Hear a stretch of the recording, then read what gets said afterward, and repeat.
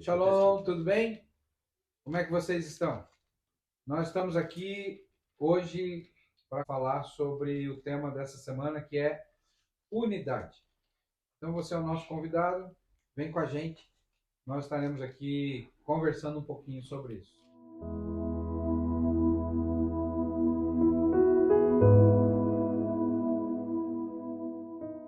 Vamos lá?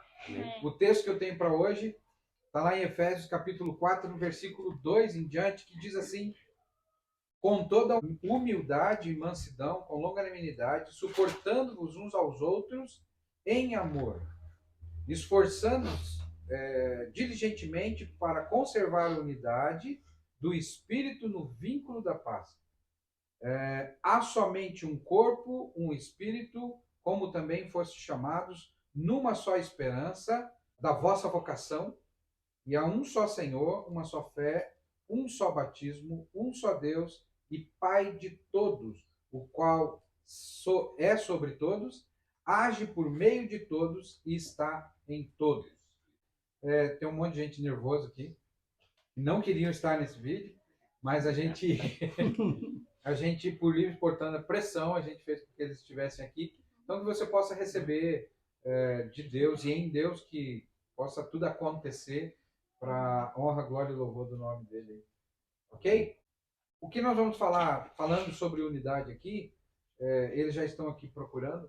Eu peguei eles de surpresa mesmo, porque se eu falasse para eles que a gente ia fazer isso, eles não iam querer fazer. A gente está aqui para conversar um pouquinho a respeito de unidade. E uma pergunta que eu quero lançar aqui para todos nós é: o que a gente acha que é a unidade dentro da igreja? Não é a unidade na Bíblia, não é uma coisa, como é que eu vou dizer? Não é algo que a gente, teoricamente, a gente vai falar. Mas na prática, o que é a unidade? O que a gente pode exemplificar aqui que descreva um pouquinho a respeito de unidade? Quando a gente fala assim, ó, um grupo desse aqui, a gente estava aqui, a gente estava comendo, e a gente estava falando um monte de coisa, e tem uns que têm um temperamento, outros têm outro temperamento, e dentro disso, o que a gente pode entender, o que a gente pode falar sobre unidade? Alguém quer começar aí? Ninguém. A palavra unidade, ela significa único, sem separação, algo que não se separa, é por inteiro, único. E no Salmo 133, o salmista ele fala assim: ó quão bom e quão suave é que os irmãos vivam em união. É como óleo precioso sobre a cabeça que desce sobre a barba e a barba de Arão, e que desce a orla de suas vestes, como o orvalho de Hermon, e como o que desce sobre os montes de Sião, porque ali o Senhor ordena a bênção e a vida para sempre. Então, a gente entende que a unidade, Deus abençoa a unidade. Tanto a unidade dentro de uma família, como a unidade na igreja, né?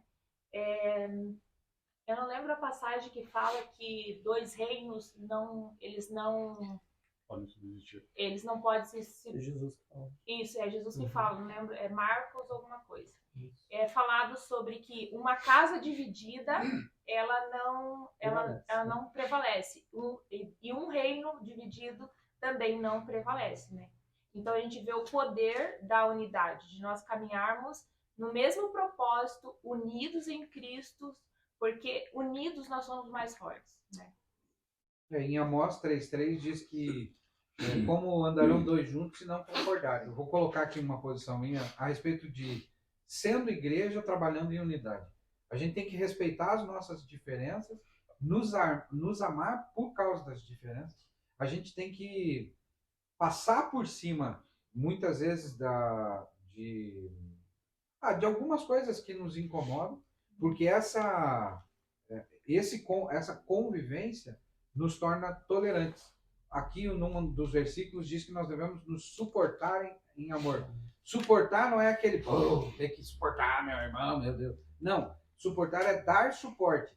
Então, de repente existe entre nós aqui pessoas que são mais têm dificuldades em alguma área. Então nós vamos dar suporte para elas nessas dificuldades. Nós temos aqui pelo menos 3 ou 4 pessoas que não conseguem falar nesse momento que a gente está aqui. O que nós vamos fazer? Nós vamos obrigá-las? Nós vamos constrangê-las? Não, a gente vai deixar elas livres. Se elas quiserem falar, elas falam. Se elas não quiserem, elas não falam. Vão lá para o banheiro, né, Luiz Carlos? Verdade. Então, essa diferença que nós temos aqui é que vai nos fazer fortes, porque se a gente é forte numa área e o outro é fraco, quem é fraco acaba ajudando melhor, quem é forte acaba ajudando aquele que é fraco naquela área. E nós vamos nos aperfeiçoando nesse sentido. Eu falo que até as dificuldades que a gente passa com os irmãos, né, sendo cada um tendo a sua característica, o Senhor ele usa para nos lapidar, né, para nos ensinar, né, a sermos longânimos, temperantes, né, cheios de amor. Então, Deus ele não desperdiça nada. Eu creio que dentro do que nós vivemos em unidade, suportando uns aos outros, o Senhor usa isso para trabalhar em nós também. Isso. Ó, 1 Pedro 4:8 vai falar assim: tende antes de tudo ardente amor uns para com os outros, porque o amor cobre uma multidão de pecados. Sede hospitaleiros uns para com os outros, sem murmuração.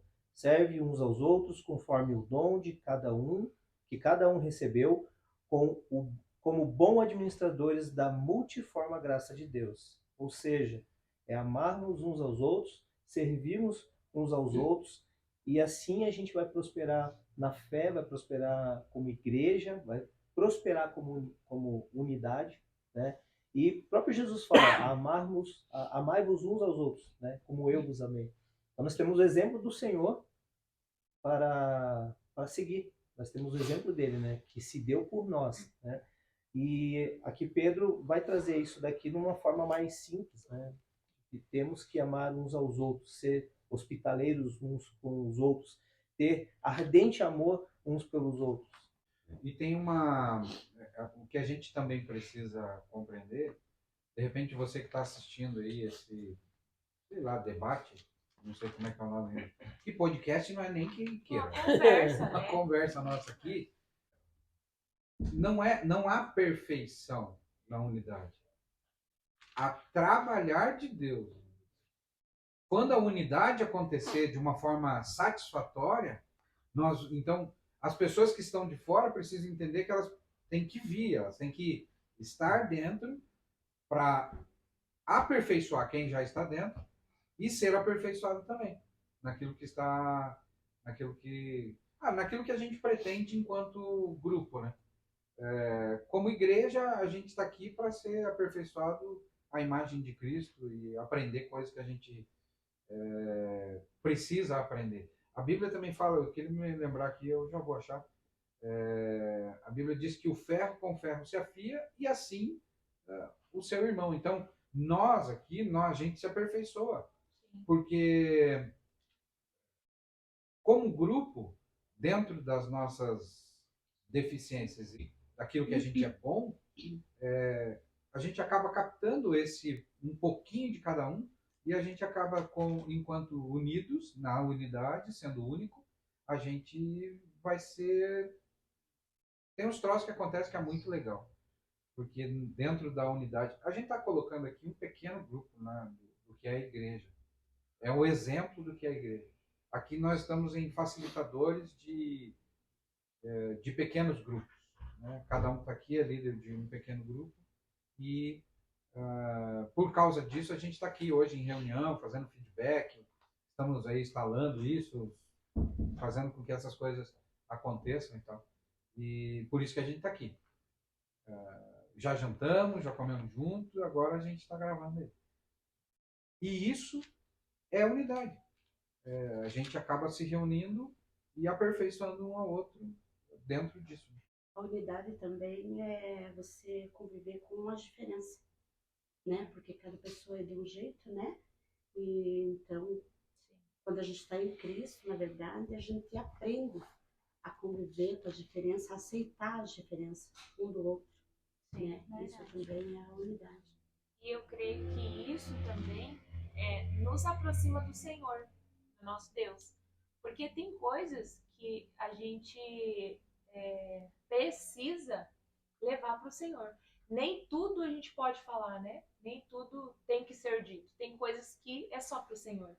Então, se às vezes um irmão fala uma palavra que nos fere, a gente não precisa brigar, a gente não precisa discutir, mas a gente vai aos pés de quem né, pode nos socorrer como Pai, né? Aos pés do nosso Senhor.